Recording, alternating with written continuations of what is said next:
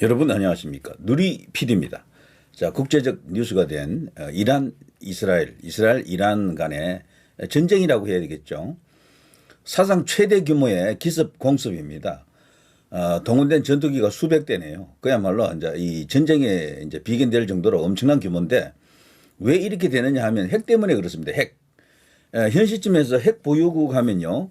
NPT 가입된 그 핵 보유국은 5개국입니다. 미국, 러시아, 중국, 프랑스, 영국 이렇고요. 근데 NPT에 가입하지 않은 그러니까 자체적으로 상당한 무리를 이렇게 범하면서 핵을 개발한 나라가 있죠. 인도, 파키스탄 그리고 이스라엘입니다. 요 이제 세 나라는 핵 보유국으로 이제 인정을 받고 있죠. 인도 같은 경우는 핵탄두가 110개에서 200개 정도. 파키스탄도 그 비슷하게 100개에서 130개 정도, 이스라엘이 핵탄두가 80개에서 300개 정도 있는 것으로 세계에서는 군사 전문가들은 이렇게 분석하고 있습니다. 여기 한 나라 더 추가하면은 이제 북한이 되겠죠. 북한도 어쨌거나 핵실험을 여러 번 했기 때문에 이제 핵탄두를 약 한 30기에서 50기 정도 뭐 이렇게 만들어 놓고 있지 않겠나 뭐 이렇게 이제 보는 시각이 있습니다. 그런데 이번에 이란의 핵시설을 이스라엘 이제 공군기들이 전투기들이 이제 맹폭했죠. 그야말로 용단 폭격을 했는데요. 이란 핵시설 지도입니다. 굉장히 많죠. 여러 곳이 있는데 이것 전체의 약 한 3분의 2를 그 이번에 그냥 집중 공습을 통해서 그냥 해결했습니다. 악의 근원일 수도 있고요. 이스라엘을 위협하는 큰 어떤 부담이었었는데 이 군사 안보적 측면에서 거대한 승리를 지금 현재 예고하고 있다 이렇게 볼 수가 있습니다. 우라늄 변환시설, 핵발전소, 우라늄 광산, 우라늄 농축시설, 연구시설 중에요. 우라늄 농축시설, 연구시설, 변환시설 이런 것을 집중적으로 이번에 때렸죠. 핵발전소도 일부 이제 이렇게 공습의 대상이 된 것으로 이제 보여집니다. 자, 여기 보면 지하 미사일 기지라든가 방공시설이라든가 등등 이런 것들이 전부 이스라엘의 그 공군의 그 정밀 그 타격에 의해 가지고 엄청난 피해를 입은 것으로 지금 나와 있습니다. 이 공습을 하기 전에 아마 사전에 아주 치밀한 준비를 했을 겁니다. 그래서 이번에 이 이란 군의 투톱에 해당되는 중요한 인물이 이번에 피격당했었죠. 엄청난 사건입니다. 엄청난 사건. 이번에 이스라엘의 공습에 의해 가지고 사망한 것으로 알려진 혁명수비대 총사령관. 이 사람은 국방부 장관과 국정원장, 대통령 최측근 이런 것이 두루 이렇게 합쳐진 그야말로 엄청난 인물입니다. 그 역할을 이제 여기 이제 비유해 본다 그러면요. 군 통제력에 있어서 우리나라의 합참의장이나 국방부 장관급이라고 합니다. 이란의 군 핵심 전력을 통솔하는 인물이고요. 정보 첩보 조직 수장, 국정원장처럼 이란 대내의 그 정보 첩보전과 사이버전까지 총괄합니다. 국정원장 같은 그런 어떤 역할도 하고 있고 정치적 영향력은 청와대 비서실장 혹은 대통령 최측근 권력 실세와 유사하다. 때론 군부 안에서 대통령보다 더 강한 영향력을 가진다고 합니다. 이념적 지도자, 이슬람 혁명 이념을 실현하는 상징적 존재로서 한국으로 치면 국가 정체성을 대변하는 군사 이념 지도자 같은 위치에 있다라고 합니다. 이번에 이 혁명수비대 총사령관이 이런 식으로 이제 이렇게 사망한 것이 알려지면서 이란의 군부 내에 거대한 어떤 그런 변화가 있을 것으로 지금 예상이 된다.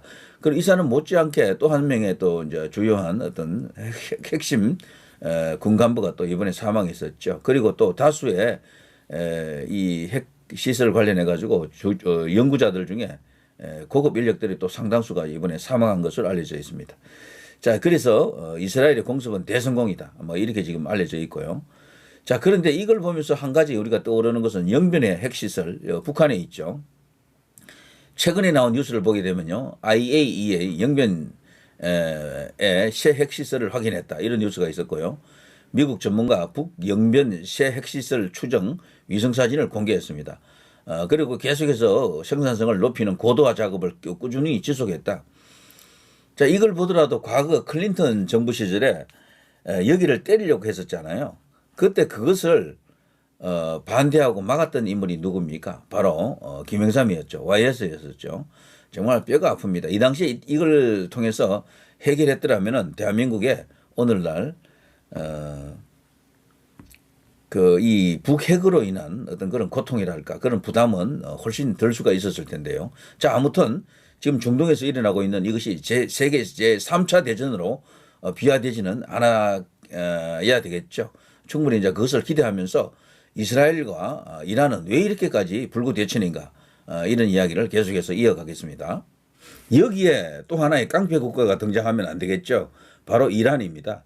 이란이 핵을 갖는 것만큼은 절대로 허용하지 않겠다는 게 이스라엘의 입장이기도 하지만요. 미국의 입장이죠. 미국의 입장.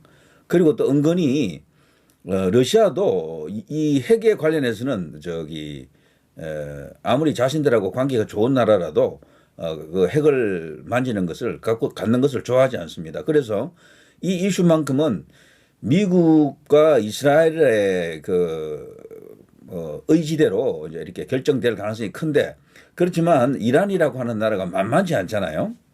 중동에서도 상당한 힘을 갖고 있는 그런 나라입니다. 인구도 많고 땅도 크고 뭐 그런 나라거든요. 근데 이스라엘이라고 하는 작은 나라, 경상북도만한 땅이죠. 거기 경상북도보다 조금 더 큰데 인구 약 한 1,000만쯤 되잖아요. 근데 이란은 인구가 약 한 1억 가까이 되거든요. 이 나라를 상대로 지금 전면전을 지금 벌이고 있습니다. 그렇게 될 수밖에 없는 뭐 여러 가지 이유가 결국 핵 때문에 그렇다. 너희들이 핵을 갖는 것만큼은 절대로 용인할 수 없다 이거거든요.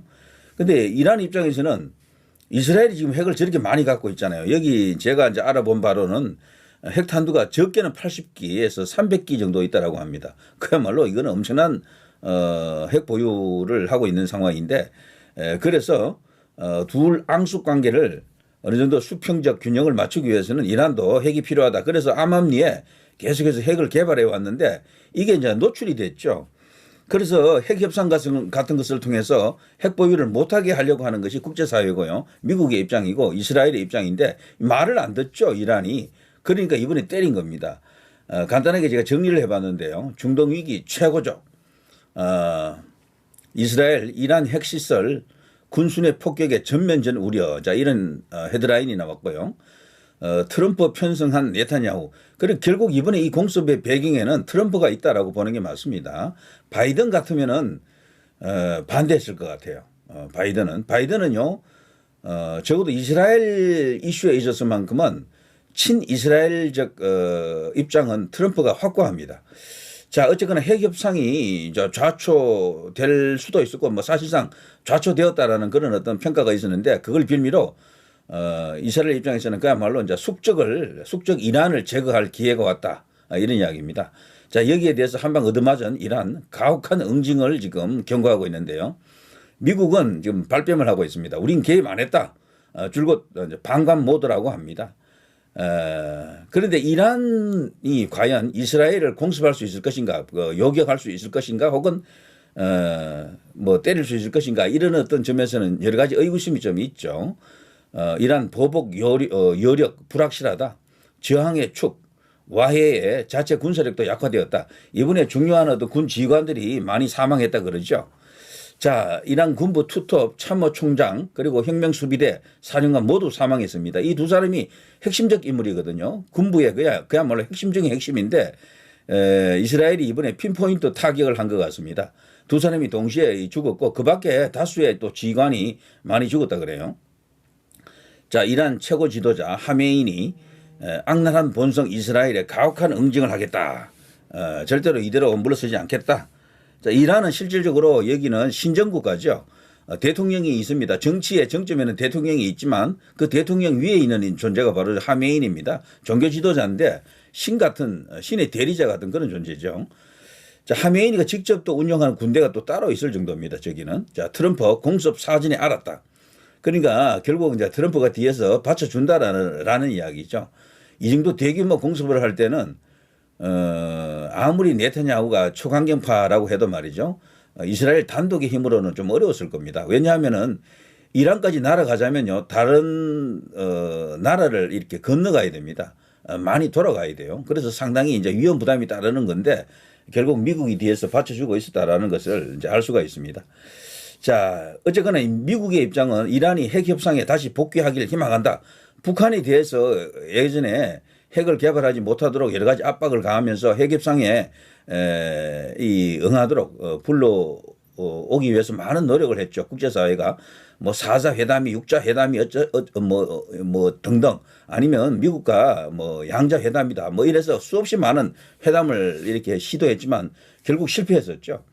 그런 이제 전철을 밟지 않기 위해서 이번에 이제 이란만큼은 확실하게 핵을 못 갖게 하도록 갖지 못하도록 미국이 지금 선제적 어떤 조치를 취하려고 하는데 이란이 말을 안 듣고 있었다. 자, 새벽 시간을 기해서 핵 협상 이틀 전인데요. 헛질은 이스라엘의 이란 선제 타격이 대성공을 거뒀다라고 합니다. 지금 여기 관련해서 많은 뉴스가 터지고 있는데 조금 더 정리하면 이렇죠. 이스라엘 이란 핵심장부 나탄즈 등 대공습.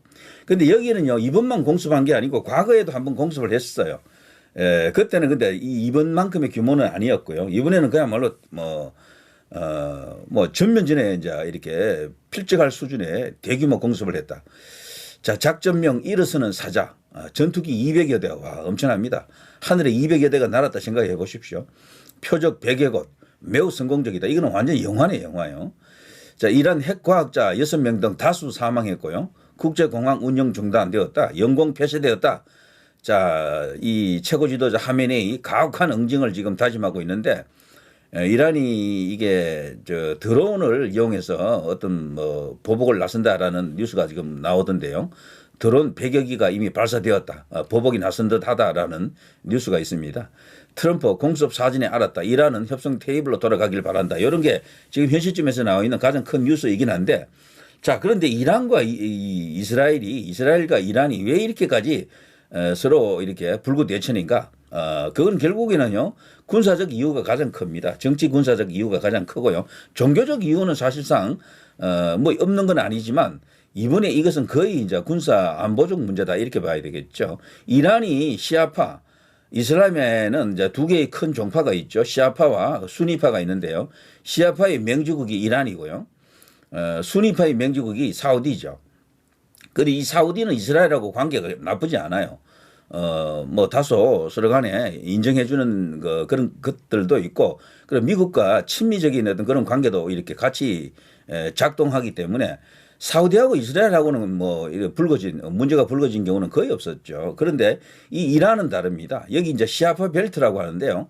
이라크, 시리아, 레바논 여기가 전부 이스라엘 입장에서는 전부 적국이나 다름없다. 문제적 어떤 그런 요인이 많은 나라들이죠. 이라크하고도 붙은 적이 있었고요. 시리아하고도 붙은 적이 있었죠. 이스라엘이.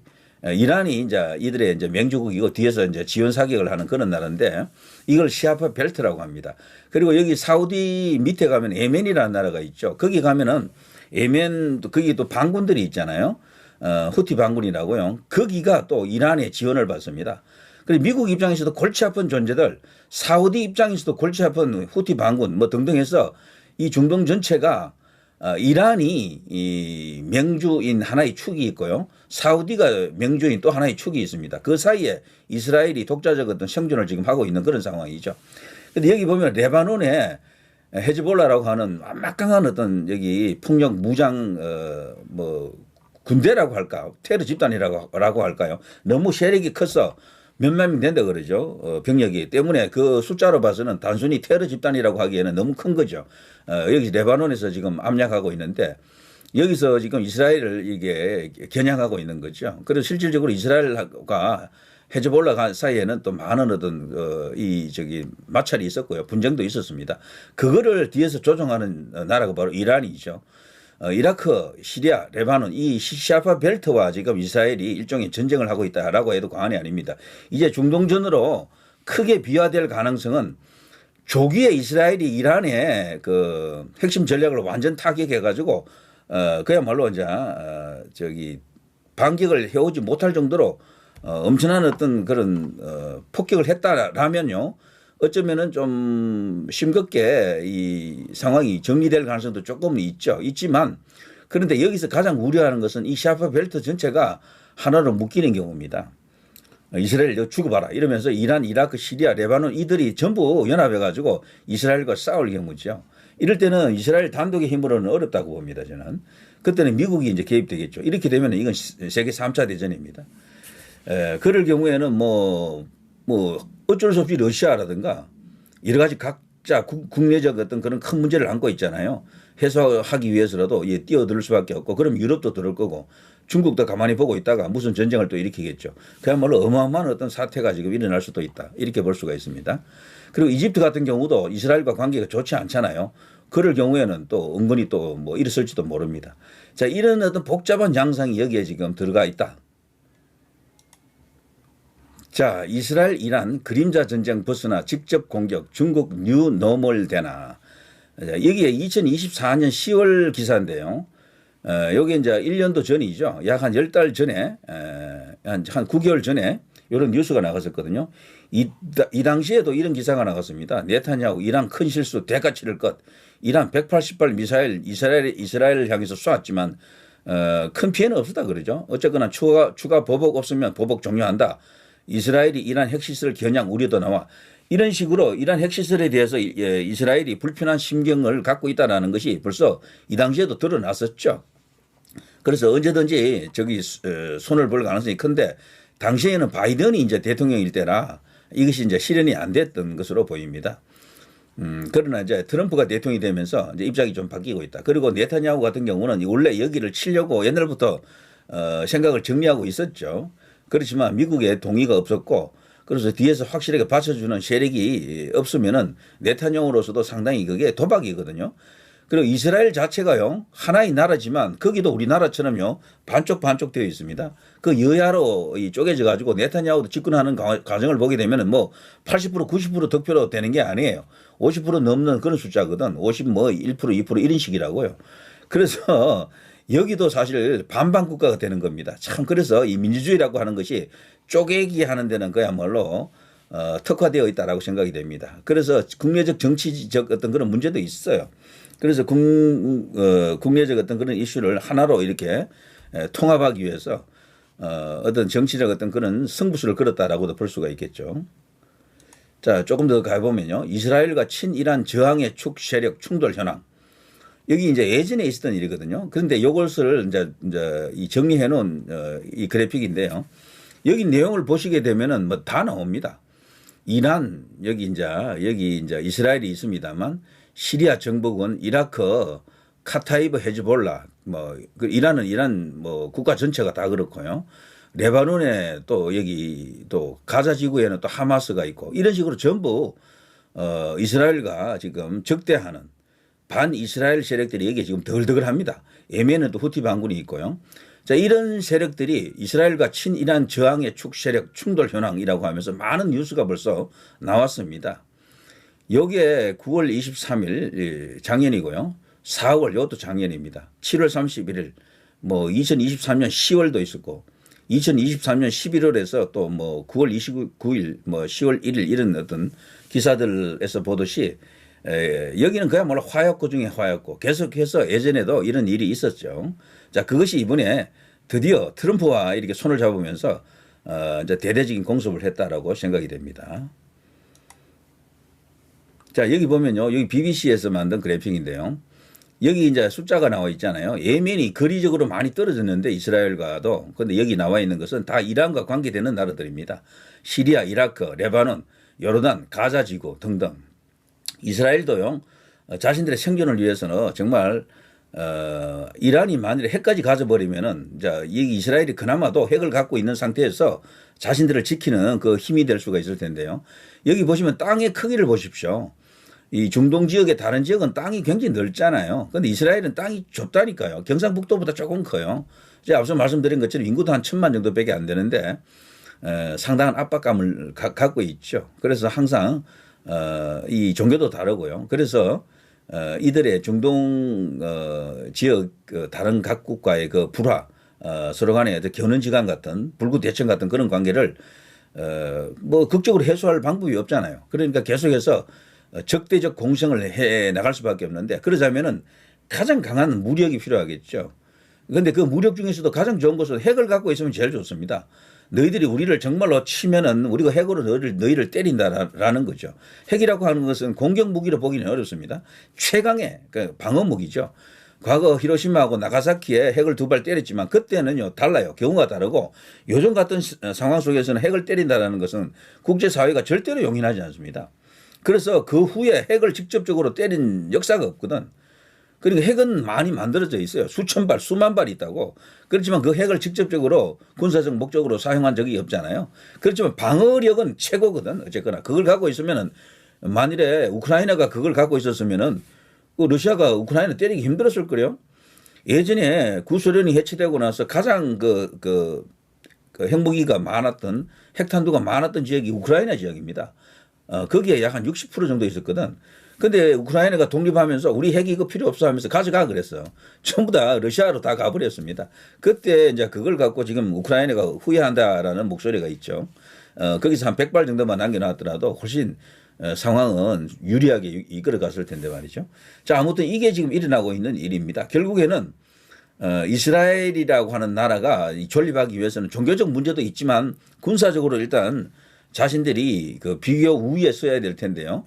그런데 그것이 핵을 동반한 그런 우위일 수도 있거든요. 그런데 이란이 만일에 핵을 가져버리면은 모든 게 붕괴되기 때문에 이것만큼은 절대적으로 막아내겠다라는 게 이스라엘 지금 정부의 아주 확고한 생각인데 그동안 미국이 미온적으로 이렇게 계속해서 반응을 보였는데 드디어 트럼프와 손잡으면서 이것이 해결된 것 같습니다. 자, 이것은 현재로도 계속 이제 뉴스가 터지고 있고요. 세계적 이제 탑 뉴스입니다. 지금 폭스뉴스, CNN, 블룸버그, MBC, ABC, CBS 등등 그리고 영국의 BBS, BBC 등등 이렇게 쭉 보면요 전부 이것을 탑 뉴스로 다루고 있더라고요. 자, 그걸 보더라도 지금 이 사태는 자칫하면은 어마어마한 사태로 이제 커질 수가 있겠죠. 여기서 만일에 일이 커져버리면은 동북아에까지도 영향을 미치게 됩니다. 대만에도 영향이 이제 갈 것이고 우크라이나 전쟁도 또 영향을 받겠죠. 그야말로 3차 대전에 기폭제가 되지 않기를 바라는 마음으로 지켜볼 수밖에 없습니다. 자, 누리 PD 김준희였습니다.